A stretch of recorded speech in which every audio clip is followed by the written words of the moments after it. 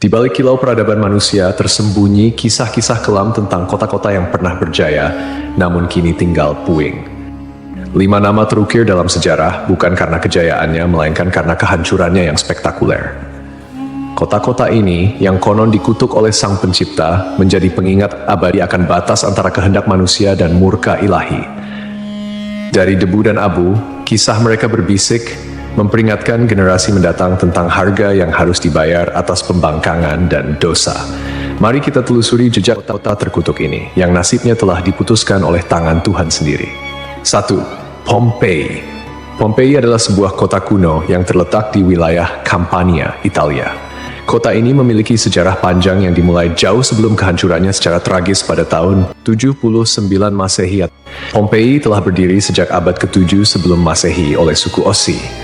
Awalnya, Pompei merupakan sebuah pemukiman kecil yang kemudian berkembang menjadi kota pelabuhan penting di wilayah Napoli. Pompei pun berkembang menjadi kota yang besar pada masanya. Kota ini juga dikenal yang jauh lebih subur daripada tempat lain, karena Pompei terletak di kaki Gunung Vesuvius, sebuah gunung berapi purba yang merupakan satu-satunya gunung berapi aktif di Eropa. Para petani di kota ini banyak yang menanam anggur dan zaitun. Kesuburan tanah ini merupakan salah satu faktor utama yang mendorong pertumbuhan dan kemakmuran Pompei selama berabad-abad. Meskipun Gunung Vesuvius telah lama menjadi bagian dari lanskap kota Pompei, penduduk kota tampaknya tidak menyadari bahaya yang kelak akan ditimbulkannya.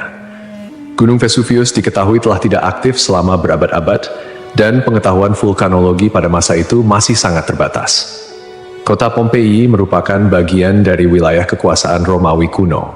Banyak dari masyarakatnya merupakan keturunan Romawi, dan di seluruh wilayah Kekaisaran Romawi kuno, praktik prostitusi memang dilegalkan. Namun Pompei menawarkan sesuatu yang lebih. Diperkirakan ada 35 rumah bordil yang tersebar di kota ini. Di Pompei ada beberapa lupanar, dengan yang paling terkenal disebut Lupanar Grande, yang merupakan satu-satunya rumah bordil besar yang ditemukan di sana. Kata lupanare sendiri berasal dari kata Latin lupa, yang berarti serigala betina, istilah yang juga digunakan untuk para pelacur pada zaman itu. Di dalam Lupanar Grande, ditemukan kamar-kamar kecil dengan lukisan erotis di dinding, yang kemungkinan besar digunakan sebagai semacam menu untuk layanan yang ditawarkan di sana. Rumah bordil ini memiliki 2 lantai. Lantai pertama diperuntukkan bagi kelas bawah, sedangkan lantai kedua digunakan oleh pelanggan kelas atas. Jumlah yang tergolong banyak mengingat Pompei hanya seluas 12 km² dengan populasi sekitar 11.000 orang. Untuk menuju rumah bordil, jalanan di Pompei diberi petunjuk arah berupa pahatan falus alat kelamin laki-laki, sebuah tanda untuk membantu orang asing yang mungkin mabuk berat atau tidak bisa berbicara bahasa lokal. Praktik prostitusi biasanya dilakukan oleh para budak yang memasang tarif sangat murah. Bahkan tarif di Pompei jauh lebih murah daripada di wilayah Kekaisaran Romawi lainnya. Dengan membayar setara harga seperempat gelas anggur, setiap laki-laki yang datang ke Pompei sudah bisa memesan pelacur. Pada salah satu dinding aula, ditemukan tulisan yang artinya, "Jika Anda mencari pelukan manis di kota ini, semua gadis di sini tersedia." Hubungan seksual yang diwajarkan tidak hanya terjadi antara laki-laki dan perempuan saja. Penemuan grafiti menunjukkan bahwa homoseksual dan pemerkosaan anak juga menjadi hal yang biasa di Pompei. Temuan inilah yang membuat Pompei dijuluki sebagai kota maksiat, terlepas dari arsitekturnya yang megah dan keberagaman karya seninya. Akhirnya, setelah kegiatan maksiat di kota ini semakin parah dan menjadi pemandangan yang lumrah, pada tanggal 24 Agustus 79 Masehi, sekitar tengah hari, terjadilah letusan mahadahsyat dari Gunung Vesuvius. Gunung ini mengeluarkan kolom erupsi yang luas dan tinggi hingga mencapai ketinggian 33 km. Abu vulkanik dan batu apung mulai berjatuhan di Pompei dan di daerah sekitarnya. Tebalnya erupsi menyebabkan kegelapan di siang hari dan membuat orang-orang kesulitan untuk bernapas, sehingga penduduk Pompei banyak yang tidak sanggup melarikan diri. Kemudian pada malam hari, letusan mencapai puncaknya. Serangkaian awan panas yang mematikan mulai menyapu kota dengan kecepatan tinggi dan membunuh siapapun di kota tersebut. Meskipun sulit untuk memastikan jumlah korban jiwa yang tepat, diperkirakan ada sekitar 2.000 orang yang tewas di kota Pompei, meskipun banyak juga yang berhasil melarikan diri pada tahap awal erupsi. Namun, mereka yang tertinggal atau terlambat melarikan diri menghadapi nasib yang sangat mengerikan. Kota maksiat ini hancur lebur bersama 500 tahun. Setelah sekian lama, Pompei ditemukan kembali pada abad ke-14 dan penggalian yang dilakukan mengungkapkan banyak artefak serta mumi-mumi yang terkubur di bawah abu vulkanik. Pompei kini menjadi simbol peringatan akan bahaya dari keangkuhan dan dosa manusia.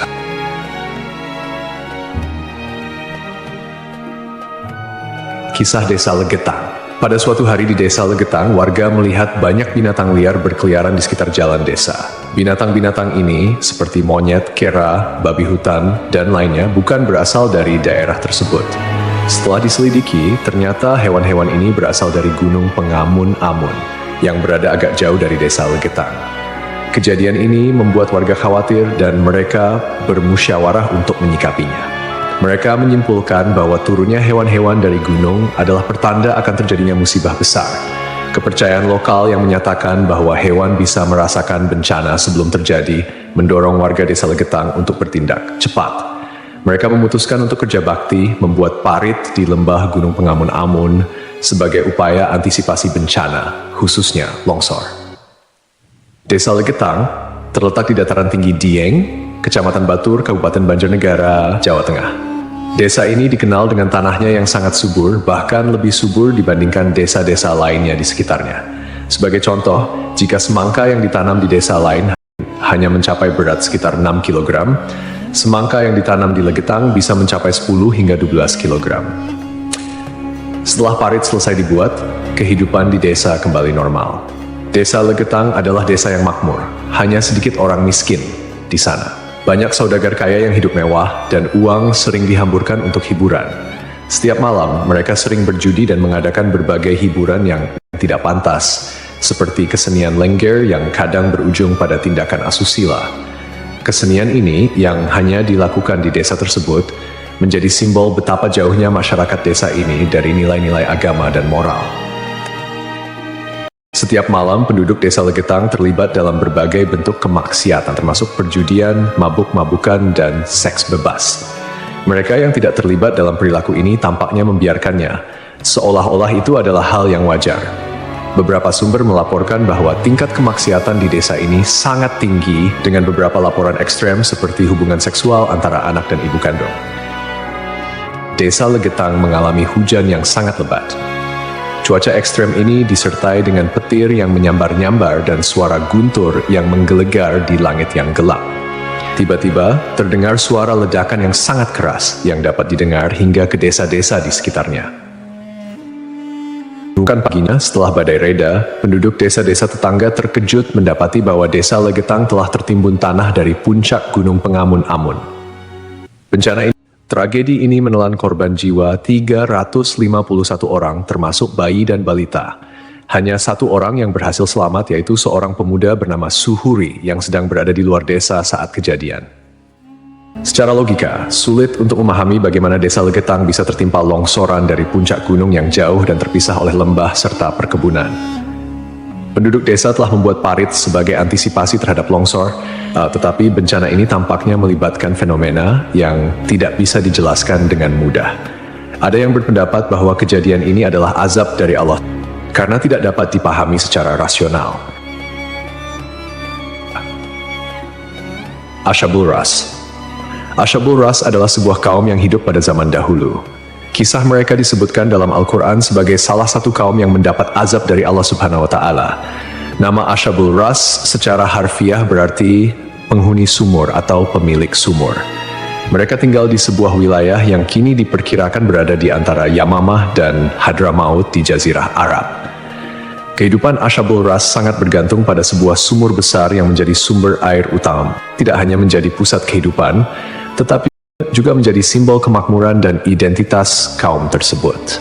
Mereka membangun peradaban yang cukup maju di sekitar sumur ini dengan pertanian dan peternakan sebagai mata pencaharian utama. Namun, meskipun telah diberi nikmat berupa sumber air yang melimpah, Ashabul Ras justru menyalahgunakan anugerah tersebut. Mereka mengembangkan sistem kepercayaan yang menyimpang dan menyembah pohon cemara besar yang tumbuh di dekat sumur mereka. Pohon ini dianggap suci dan dijadikan objek penyembahan, menggantikan Allah Subhanahu wa Ta'ala sebagai Tuhan yang seharusnya disembah. Kemusyrikan Asyabul Ras tidak berhenti pada penyembahan pohon saja.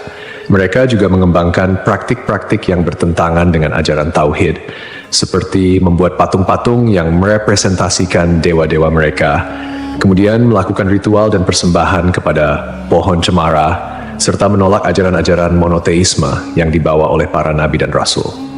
Allah Subhanahu wa Ta'ala dalam rahmatnya yang tak terbatas tidak langsung menghukum Asyabul Ras. Sebaliknya, Allah Subhanahu wa Ta'ala mengutus seorang nabi kepada mereka untuk membimbing dan mengingatkan mereka akan jalan yang benar.